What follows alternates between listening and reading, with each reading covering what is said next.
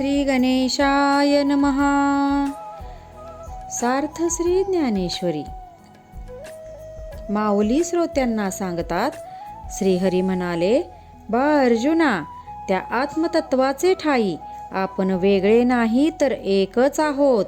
ते आत्मतत्वच अनेक देह धारण करते.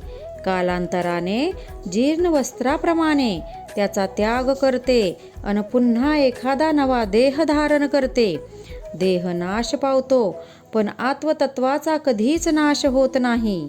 त्याचा जर नीटपणे साक्षीत्वाने विचार केला तर असे लक्षात येईल की मी म्हणजेच ते परमतत्व, तो परमात्मा हा आदी अनंत आहे.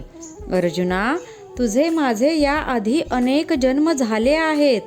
देह बदलले, वरची वस्त्रे बदलली, तरी आपण सर्वजण आत्मतत्वाच्या रूपाने एकच आहोत. जे आत्मतत्व आज आहे ते कालही होतेच. रामकृष्ण हरी.